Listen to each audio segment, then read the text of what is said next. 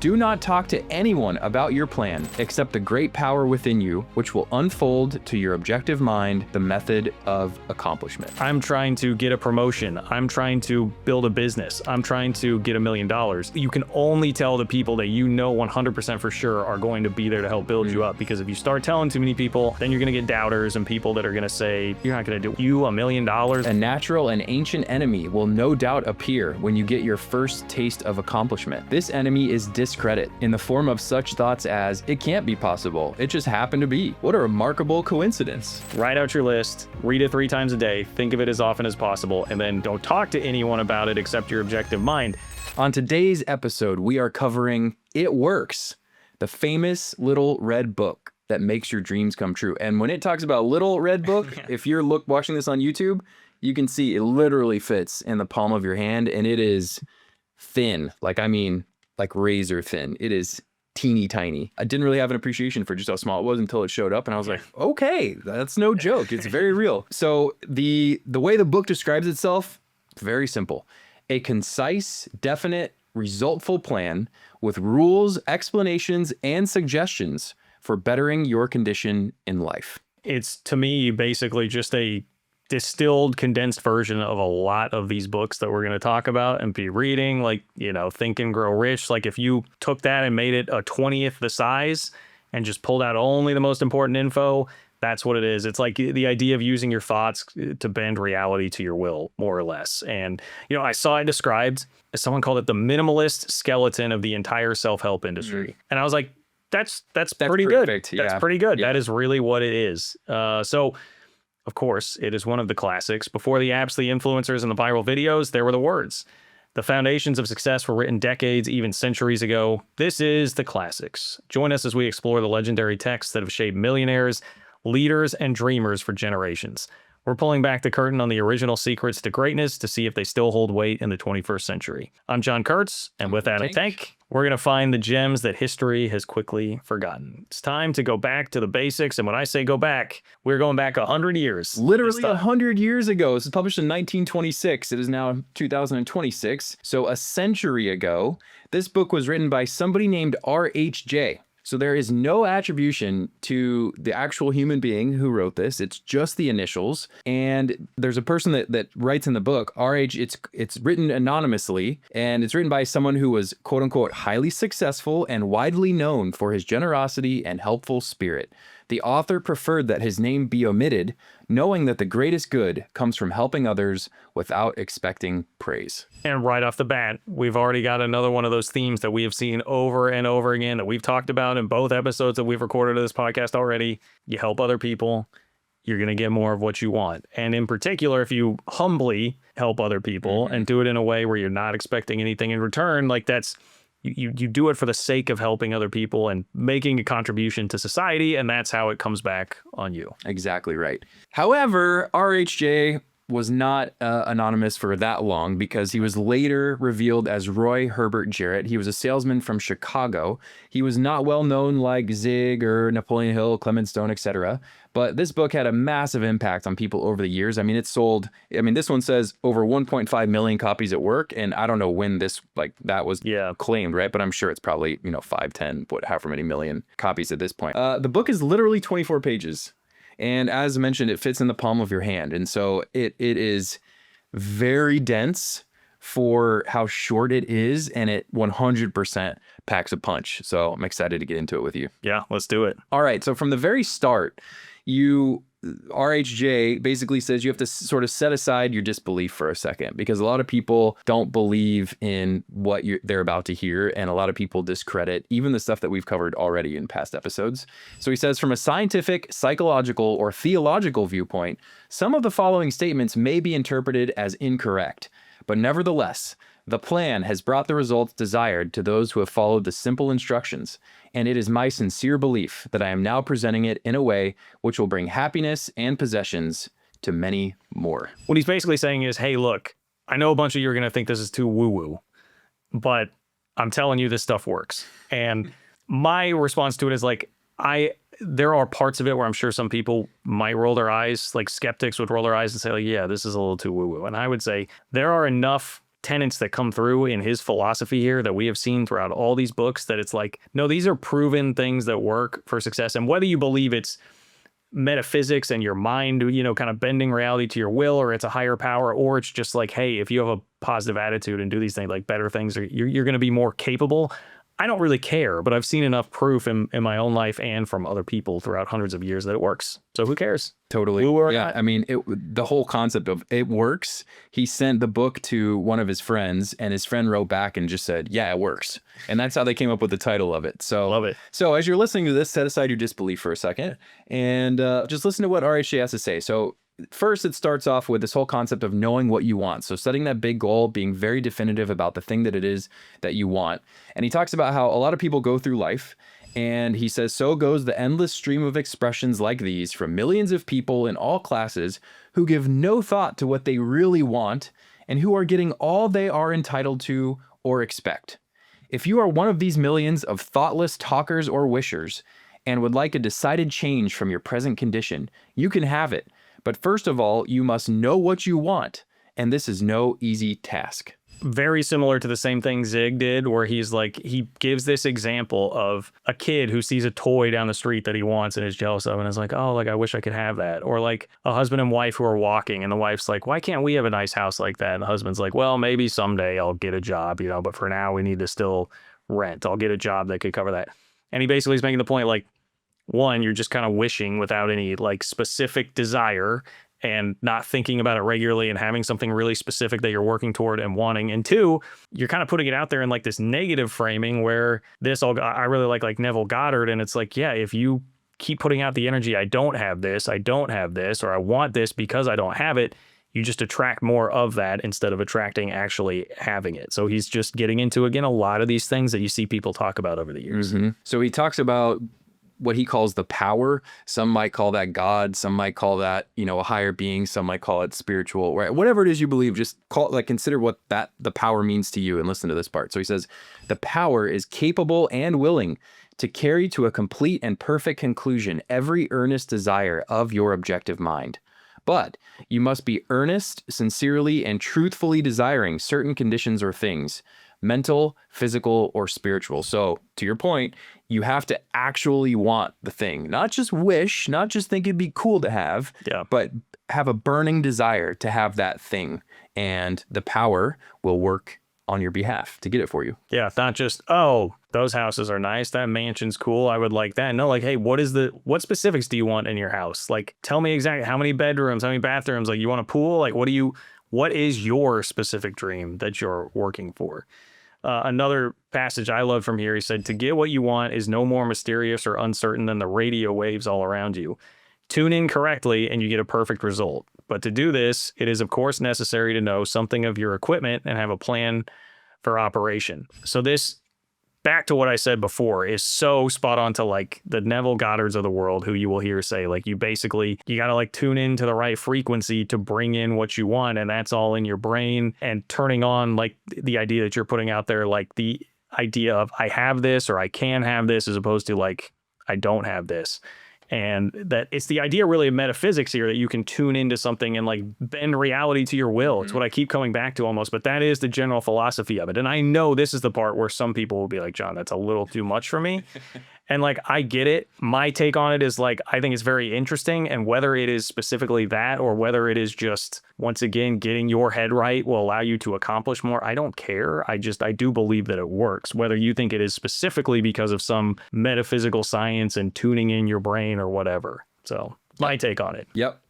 All right, so he says that your objective mind and will are so vacillating that you usually only wish for things, and the wonderful, capable power within you does not function. And so to get it to function, he says you have to start with what he calls the plan.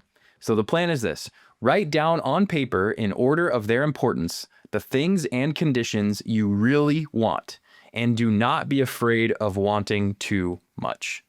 So start there, list them all out. Right? As many as you can think of, anything you can think of. And then once you do that, it's a 3-part process. And this is like the crux of the book, effectively. And so he says, number 1, read the list of what you want 3 times each day, morning, noon, and night. Secondly, think of what you want as often as possible. And thirdly, do not talk to anyone about your plan except the great power within you, which will unfold to your objective mind the method of accomplishment. And so, a couple of things interesting about this. One, all of like, don't be afraid of wanting too much. So write it all down in as much detail as you possibly can. If you want a car, what kind of car, what year, what make, what model, what interior, what color, how fast should it go, how many horsepower, right? All those types of things. And then think about it as much as you can and review this list 3 times a day.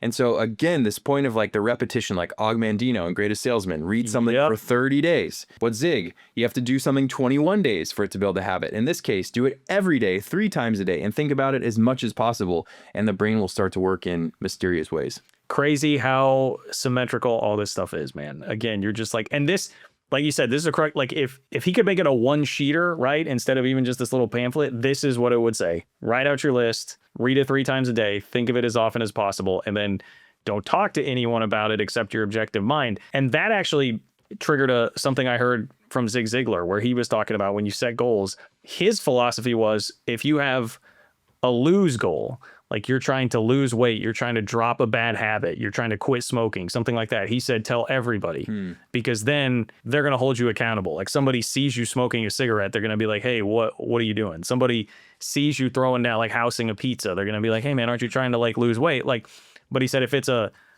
gain goal, like I'm trying to get a promotion, I'm trying to build a business, I'm trying to get $1 million.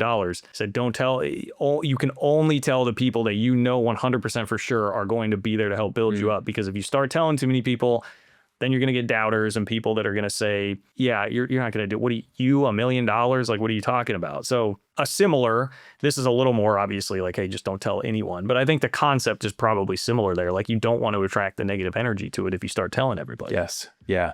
So for the woo-woo people in here, this will probably, again, you're going to be a skeptic, but just again, be open-minded about it. So he says, remember, nothing can prevent your having that which you earnestly desire. Others have these things. Why not you? And this is something I have struggled with for so long. It was beaten to me by my dad from the youngest age that you live modestly, you live within your means. A car is something to get from point A to point B. You should be grateful to have a paycheck to put food on the table every 2 weeks and have health insurance and all these things. I get it. Like, it's good to be comfortable. On the other hand, like, why can't I not want for more, right? Why can't I not want to? I remember, I had friends that went on a cruise when I was in high school, and my dad was like, nah, we're not going on that, right? Yeah. And it's like, okay, I guess you're right. Like, that's not something that I deserve or that I can have. Yeah. But why the hell not? Yeah. Like, it's not wrong to want that kind of stuff. And I even today, like, as I sit here right now, we're recording this, I still have to retrain my brain to think differently about these things. Like, most of the time when I see someone who's super wealthy or has a ton of stuff, I'm like, douche.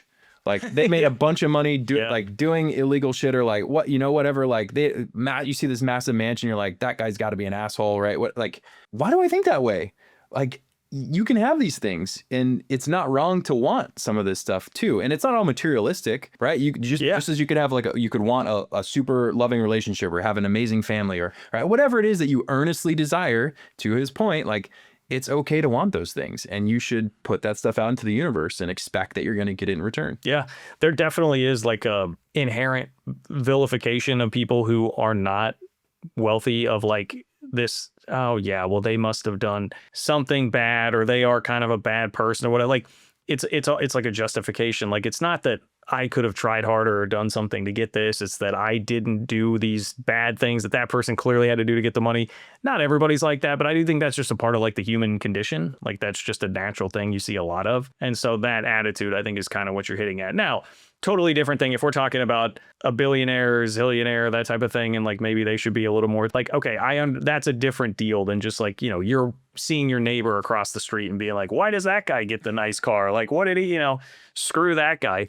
The other thing that this makes me think of is like how different the opportunity is for like our generation and people who are alive right now, because the barrier to entry to be an entrepreneur is so much lower now than it for sure than it was back in 1926 when this was written. But even in the 70s, when guys like Zig Ziglar were talking, like with YouTube, podcasts, AI, like there are just so many things that make it way easier to reach a big audience and like allow you to achieve much more generational type of wealth than even when we were kids. You know, I feel like it was a little bit different to think about that in like the 90s and early 2000s. So why not embrace that now? Yeah, for sure. So on this path to obtaining whatever it is that you earnestly desire, RHJ says that it is almost impossible to make any satisfactory progress when surrounded by skeptics.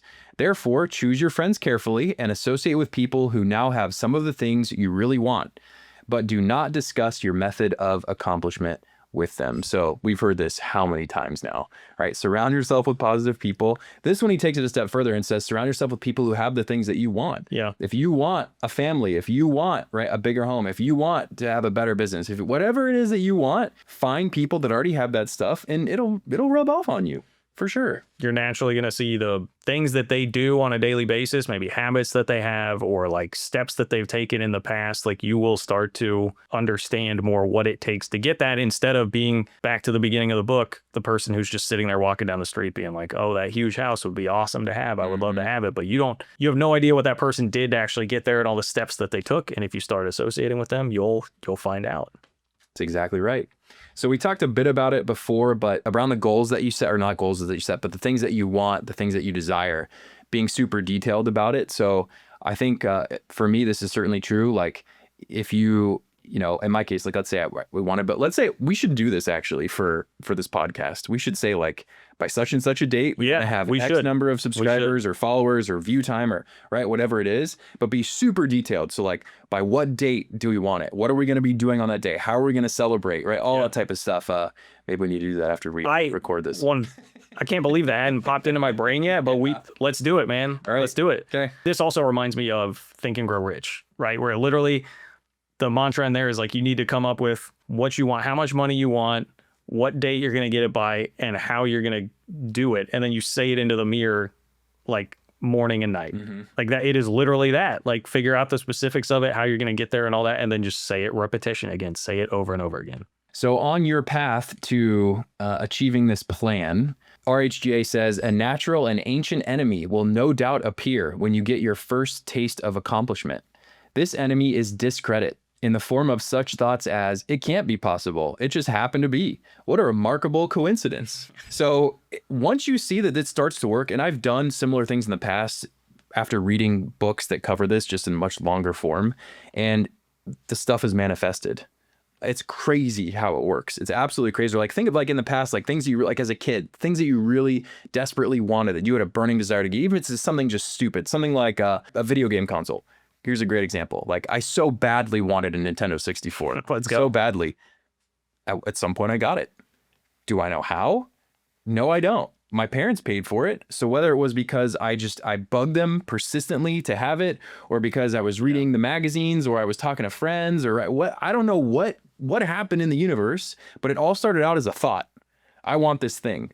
And it manifested. I know it's a stupid example, but that could literally go for almost anything you want, assuming that you want it bad enough. And of course, the second that it starts to happen, what he's saying is like, oh, well, you know, like, oh, it's just a coincidence. I can't believe that it was this plan, or like the power that worked in my favor. Well, and some of it too, I feel like, you know, we're from the Midwest, right? We talk about being in Kansas City. There's a little bit of this like Midwest nice thing that I feel like comes in sometimes, where you're just like, oh, you know, like whatever, it couldn't have been me.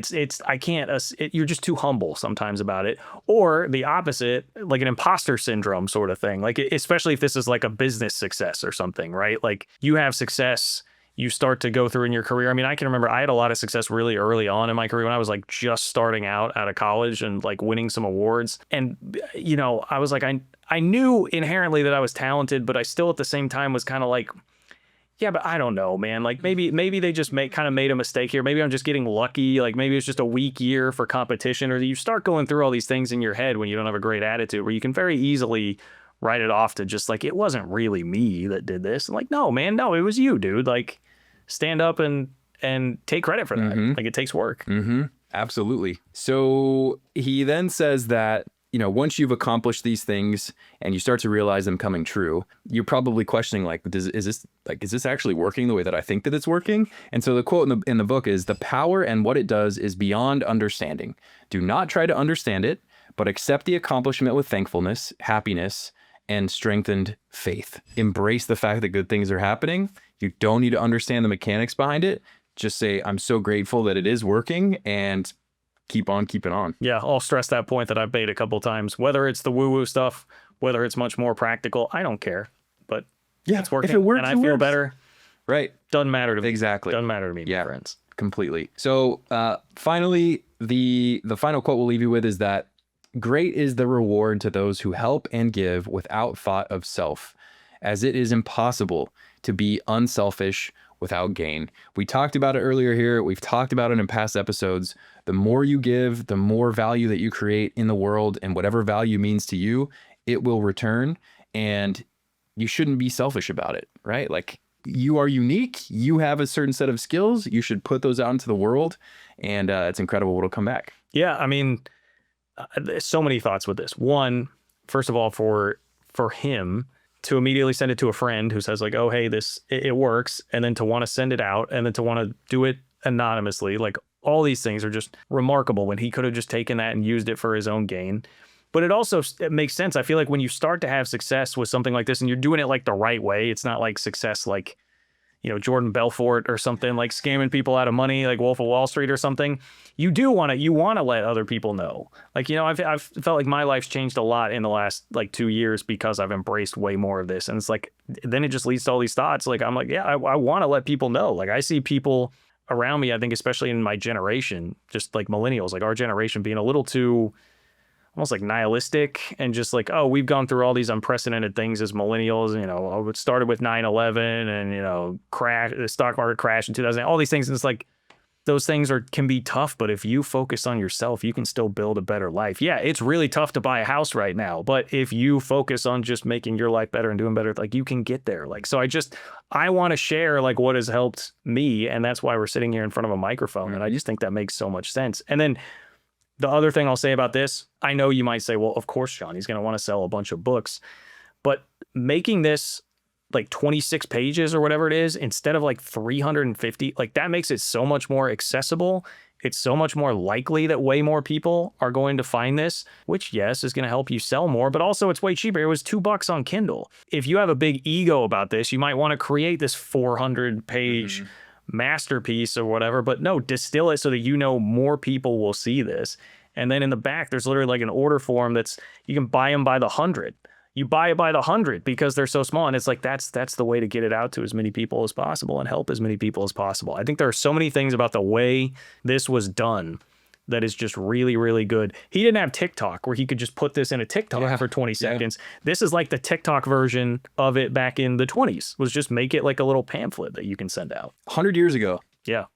Just people listening, I will repeat, this book was written 100 years ago. And here we are today, talking about it. Yeah. So I would say it worked. It worked for him. Yeah. Something works for sure. Also great marketing. Like, think about how so many of these books now, like, Mark Manson, like The Subtle Art of Not Giving a Blank, I feel like that's the way like books try to go now, with these like big emphatic titles that make you really like stop and like, oh, wait, whoa. This is kind of like that before that was a trend or a thing. Like, all you see is just like, wait, hold up. It's this red book that says it works. Like, wait, what is this? Really good marketing. Yeah. All right. So let's get to the ratings section. This, man, I didn't know if I should throw it in the 9s or not. I first had it written down as a 9.5. I backed it off to an 8.9. Regardless, you absolutely need to get this book. And I will put a disclaimer on it. If you actually do it, if you actually write down the things that you want and you actually go through this plan, it is easily the most consumable, actionable, probably life-changing one, certainly that we've reviewed to date, maybe even that I've read to date. It's dense. It's a super easy read. I've already started incorporating it into my daily routine. It's just tremendous all the way around. I will say that if you don't actually follow the steps, it's probably like a 6.6 because it's not super inspirational, but it's got some nice lessons. You might take a couple things away from it, but it's not going to be as life-changing as if you actually do it. So if you do it, if you actually follow the plan, again, it'll take you 10 minutes to read through this thing. 8.9, no question, pick it up, read it. It's a winner. 7.9 is what I went with it. And a lot of it is like what I'm thinking with you, where it's like, I'm probably not going to go around telling people like, oh, this is like my favorite book but if you are to follow, which again, I've started to follow it. Like, I wrote down the stuff, I pull out my notebook and read it morning, noon, and night. And I'm like, all right, let's let's put it into practice and see how this works. Clearly, if it works and it gets you down this road, you know, I feel like this is a good like entry point for somebody that hasn't done much of this. If this starts getting you down this road, it could be for sure your favorite book, but not the book that you're going to like sit by the fireplace and read all the time necessarily, right? Or when you need a pick me up. I think there are other passages and other books you could read to get like a more inspirational, like fire you up kind of quote. But just again, the thing that I love, the accessibility of it and the scale of it that it allows being that small is just, it's amazing. And I love that. I love the concept of it. So it needs to be high. I almost feel bad doing a 7.9. I'll stick with it right now because that's what I had written down. But it maybe deserves to be in the 8s just because of the concept. It's such a good, unique concept. Well, we read it so you don't have to. Now this one, look, people, just read it. Okay, look, it's like this, man. I sat down at the pool. It took me like 20 minutes to read it. So just read it. All right. But if you enjoyed this episode, do us a favor. Leave us a review and tell us which old school book is currently gathering dust on your nightstand and what you'd like us to read and chat about next. For Adam, I'm John. This has been The Classics.